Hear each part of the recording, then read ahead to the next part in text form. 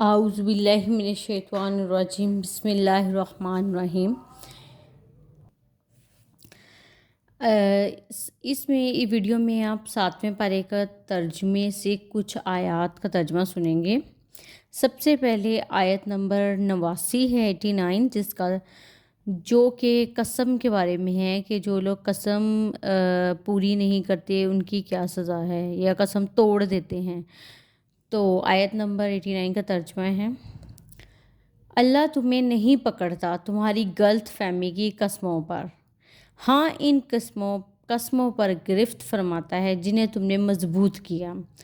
تو ایسی قسم کا بدلہ 10 مسکینوں کو کھانا دینا، اپنے گھر والوں کو جو کھلاتے ہو اس کے اوسط میں سے، یا انہیں کپڑے دینا، یا ایک غلام آزاد کرنا، تو جو ان میں سے کچھ نہ پائے تو 3 دن کے روزے۔ یہ بدلہ ہے تمہاری قسموں کا جب قسم کھاؤ، اور اپنی قسموں کی حفاظت کرو۔ اسی طرح اللہ تم سے اپنی آیتیں بیان فرماتا ہے کہ کہیں تم احسان مانو۔ آگے آیت نمبر 95 احرام کے بارے میں، کہ احرام میں شکار پر پابندی ہوتی ہے، اور اگر کوئی پھر بھی جان بوجھ کے شکار کرے تو اس کی کیا سزا ہے۔ اس کا ترجمہ یہ ہے: اے ایمان والو، شکار نہ مارو جب تم احرام میں ہو، اور تم میں جو قصداً قتل کرے تو اس کا بدلہ یہ ہے کہ ویسا ہی جانور مویشی سے دے۔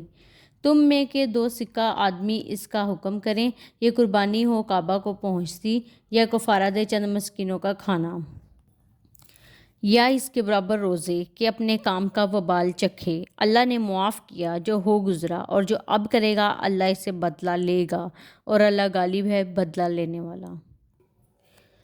آیت نمبر 103 جانور کا کان چیرنے کے بارے میں ہے۔ 103 کا ترجمہ یہ ہے: اللہ نے مقرر نہیں کیا ہے کان چیرا ہوا، اور نہ بجار، اور نہ وسیلہ، اور نہ حامی۔ ہاں کافر لوگ اللہ پر جھوٹا افطرا باندھتے ہیں، ان میں اکثر نرے بے عقل ہیں۔ اس کی زمانہ جاہلیت میں کفار کا یہ دستور تھا کہ جو اونٹنی 5 مرتبہ بچے جنتی اور آخر مرتبہ اس کے نر ہوتا، اس کا کان چیر دیتے، پھر نہ اس پر سواری کرتے، نہ اس کو ذبح کرتے، نہ پانی اور چارے پر سے ہانکتے۔ اس کو بحیرہ کہتے ہیں۔ اور جب سفر پیش ہوتا یا کوئی بیمار ہوتا تو یہ نظر کرتے کہ اگر میں سفر سے بخیریت واپس آؤں یا تندرست ہو جاؤں تو میری اونٹنی صاحبہ یعنی کہ بجار ہے، اور اس سے بھی نفع اٹھانا بحیرہ کی طرح حرام جانتے ہیں، اور اس کو آزاد چھوڑ دیتے۔ اور بکری جب 7 مرتبہ بچے جن چکتی تو اگر 7واں بچہ نر ہوتا تو اس کو مرد کھاتے، اور اگر مادہ ہوتا تو بکریوں میں چھوڑ دیتے۔ اور ایسے ہی اگر نر مادہ دونوں ہوتے اور کہتے یہ اپنے بھائی سے مل گئی، ان کو وسیلہ کہتے ہیں۔ اور جب نر اونٹ سے 10-11 بار حمل حاصل ہو جاتے، ایسے ہی اگر نر مادہ دونوں ہوتے اور اکثر اور کہتے ہیں کہ یہ اپنے بھائی سے مل گئے، اس کو وسیلہ کہتے ہیں۔ اور جب نر اونٹ سے 10-11 بار حمل حاصل ہو جاتے تو اس کو چھوڑ دیتے، نہ اس پر سواری کرتے، نہ اس سے کام لیتے، نہ اس کو چارے پانی پر سے روکتے، اس کو حامی کہتے ہیں۔ اور مسلم شریف کی حدیث میں ہے کہ بحیرہ وہ ہے جس کا دودھ بتوں کے لیے روکتے تھے، کوئی اس جانور کا دودھ نہ دوہتا۔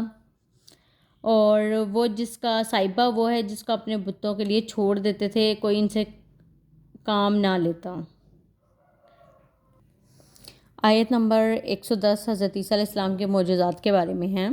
اس کا ترجمہ ہے: جب اللہ فرمائے گا اے مریم کے بیٹے عیسیٰ، یاد کر میرا احسان اپنے اوپر اور اپنی ماں پر جب میں نے پاک روح سے تیری مدد کی تو لوگوں سے باتیں کرتا پالنے جھولے میں اور پکی عمر کا ہو کر، اور جب میں نے تجھے سکھائی کتاب اور حکمت اور توریت اور انجیل، اور جب تم مٹی سے پرند کسی مورت میرے حکم سے بناتا، پھر اس میں پھونک مارتا تو وہ میرے حکم سے اڑنے لگتی، اور تم مادرزاد اندھے اور سفید داغ والے کو میرے حکم سے شفا دیتا، اور جب تم مردوں کو میرے حکم سے زندہ نکالتا، اور جب میں نے بنی اسرائیل کو تجھ سے روکا جب تو ان کے پاس روشن نشانیاں لے کر آیا، تو ان میں کے کافر بولے کہ یہ تو نہیں مگر کھلا جادو۔ کفار کا طریقہ تھا کہ وہ سید عالم صلی اللہ علیہ وسلم سے طرح طرح کے سوال کیا کرتے تھے۔ کبھی کہتے کہ آپ رسول ہیں تو ہمیں بہت سی دولت اور مال دیجئے کہ کبھی ہم محتاج نہ ہوں، ہمارے لیے پہاڑوں کو سونا کر دیجئے۔ کبھی کہتے کہ گزشتہ اور آئندہ کی خبریں سنائیے اور ہمارے مستقبل کی خبر دیجئے، کیا کیا پیش آئے گا۔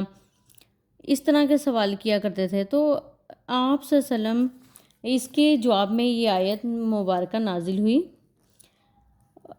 آیت نمبر 50 ہے، جس کا ترجمہ ہے، تم فرما دو میں تم سے نہیں کہتا میرے پاس اللہ کے خزانے ہیں، اور نہ یہ کہوں کہ میں آپ غیب جان لیتا ہوں، اور نہ تم سے یہ کہوں کہ میں فرشتہ ہوں، میں تو اسی کا تابع ہوں جو مجھے وحی آتی ہے۔ تم فرماؤ کیا برابر ہو جائیں گے اندھے اور انکھیارے؟ تو کیا تم غور نہیں کرتے؟ ایک دفعہ کفار کی ایک جماعت سید عالم صلی اللہ علیہ وسلم کی خدمت میں آئی تو انہوں نے دیکھا کہ حضور کے گرد غریب صحابہ کی ایک جماعت حاضر ہے جو ادنا درجے کے لباس پہنے ہوئے ہیں۔ یہ دیکھ کر وہ کہنے لگے کہ ہمیں ان لوگوں کے پاس بیٹھنے شرم آتی ہے، اگر آپ انہیں اپنی مجلس سے نکال دیں تو ہم آپ پر ایمان لے آئیں اور آپ کی خدمت میں حاضر رہیں۔ حضور نے اس کو منظور نہ فرمایا۔ اس پر یہ آیت مبارکہ نازل فرمائی ہوئی، آیت نمبر 53 ہے، جس کا ترجمہ ہے، اور یوں ہی ہم نے ان میں ایک کو دوسرے کے لیے فتنہ بنایا ہے کہ مالدار کافر محتاج مسلمانوں کو دیکھ کر کہیں کیا یہ ہیں جن پر اللہ نے احسان کیا ہم میں سے؟ کیا اللہ خوب نہیں جانتا حق ماننے والوں کو؟ بے شک پتا بھی اللہ کے حکم سے گرتا ہے۔ اسی کے متعلق آیت نمبر 59 کا ترجمہ ہے، اور اسی کے پاس ہیں کنجیاں غیب کی، انہیں وہی جانتا ہے اور جانتا ہے جو کچھ خشکی اور تری میں ہے، اور جو پتا گرتا ہے وہ اسے جانتا ہے، اور کوئی دانہ نہیں زمین کی اندھیریوں میں، اور نہ کوئی تر اور نہ خشک جو ایک روشن کتاب میں لکھا نہ ہو۔ حضرت ابن عباس رضی اللہ عنہ نے فرمایا کہ حضرت ابراہیم علیہ السلام کو صحرا میں ایک چٹان پر کھڑا کیا گیا اور آپ کے لیے کھول دیے گئے آسمان اور زمین، آپ کے لیے زمین اور آسمان کھول دیے گئے، یہاں تک کہ آپ نے عرش و کرسی آسمانوں کے تمام عجائب اور جنت میں اپنے مقام کو معائنہ فرمایا۔ آپ کے لیے زمین کشف فرما دی گئی، یہاں تک کہ آپ نے سب سے نیچے کی زمین تک نظر کی اور زمینوں کے تمام عجائب دیکھے۔ ترجمہ یہ ہے، اور اسی طرح ہم ابراہیم کو دکھاتے ہیں ساری بادشاہی آسمانوں اور زمین کی، اور اس لیے کہ وہ عین الیقین ہو جائے۔ اسلام کا پیدائش کا واقعہ ہے کہ اس ٹائم نمرود بادشاہ تھا۔ نمرود کو خواب نظر آیا جیسے ایک تارا ہے جس کے سامنے سورج چاند تارے سب وہ بے نور ہو گئے ہیں۔ وہ بہت خوفزدہ ہوا، اس نے کائنوں سے کہا کہ اس کی تعبیر بتائیں۔ انہوں نے کہا ایک فرزند پیدا ہوگا تمہاری سلطنت میں جو تمہارے زوال کا سبب ہوگا۔ تو انہوں نے کہا کہ جو بھی بچہ پیدا ہوگا نا، نمرود نے کہا کہ اس کو قتل کر ڈالا جائے۔ تو ایک انہی دنوں حضرت ابراہیم علیہ السلام پیدا ہوئے، تو وہ ایک نمرود کو خواب نظر آیا جیسے ایک ستارہ طلوع ہوا ہے، اس کے آگے چاند اور سورج سب بے نور ہو گئے ہیں۔ وہ بہت بے خوف زدہ ہوا، اس نے کاہنوں کو تعبیر بتانے کے لیے کہا۔ انہوں نے کہا کہ تمہاری سلطنت میں ایک بچہ پیدا ہوگا جو تمہارے زوال کا سبب ہوگا۔ اور حضرت ابراہیم علیہ السلام شروع سے ہی توحید کا اقرار کرتے تھے۔ وہ چھوٹے سے تھے تو انہوں نے اپنی والدہ سے سوال کیا کہ تمہارا رب کون ہے؟ انہوں نے کہا تمہارے والد۔ ان کا رب کو فرمایا ان کا رب کون ہے؟ اس پر والدہ نے کہا خاموش رہو، اور اپنے شوہر سے جا کر کہا جس لڑکی کی نسبت یہ مشہور ہے کہ وہ زمین والوں کا دین بدل دے گا وہ تمہارا ہی فرزند ہے۔ اس کے متعلق آیت مبارکہ نمبر 76 ہے، پھر جب ان پر رات کا اندھیرا آیا ایک تارا دیکھا، بولے اسے میرا رب ٹھہراتے ہو؟ پھر جب وہ ڈوب گیا بولے مجھے خوش نہیں آتے ڈوبنے والے۔ پھر جب چاند چمکتا دیکھا بولے اسے میرا رب بتاتے ہو؟ پھر جب وہ ڈوب گیا کہا اگر مجھے میرا رب ہدایت نہ کرتا تو میں بھی انہی گمراہوں میں ہوتا۔ نمبر 93 ان لوگوں کے بارے میں ہے جو نبوت کا جھوٹا دعویٰ کرتے تھے، اور اس سے بڑھ کر ظالم کون جو اللہ پر جھوٹ باندھے یا کہے مجھے وحی ہوئی اور اس سے کچھ وحی نہ ہوئی، اور جو کہے ابھی میں اتارتا ہوں ایسا جیسا خدا نے اتارا، اور کبھی تم دیکھو جس وقت ظالم موت کی سختیوں میں ہیں اور فرشتہ ہاتھ پھیلائے ہوئے ہے کہ نکالو اپنی جانیں، آج تمہیں خواری کا عذاب دیا جائے گا، بدلہ اس کا کہ اللہ پر جھوٹ لگاتے تھے اور اللہ کی آیتوں سے تکبر کرتے ہیں۔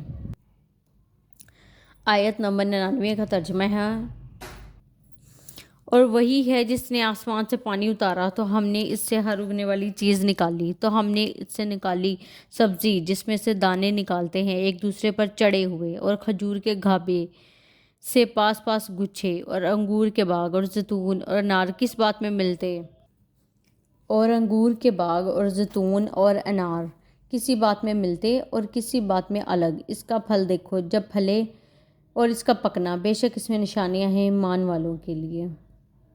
یہ اللہ کی قدرت یہ ہے کہ پانی کا رنگ ایک ہے اور اس سے جو چیزیں اگائی وہ الگ الگ قسم کی، الگ الگ رنگ کی، سبحان اللہ۔